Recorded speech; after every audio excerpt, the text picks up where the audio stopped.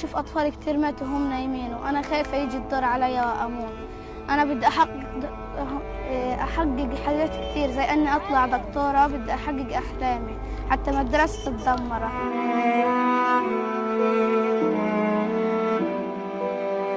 هجرونا اليهود، قالوا اخلوا للمدرسة، هجرونا من المكان اللي احنا كنا قاعدين فيه. اجينا هنا في خيم، اجينا اول يوم كنا في الشارع، بعدين اعطونا خيمة وقعدنا هين كلنا فوق بعض، ما بنموت السقعة، بنلاقيش اشي احنا نتغطى فيه او اي اشي، بننام على الارض كلنا مع بعض.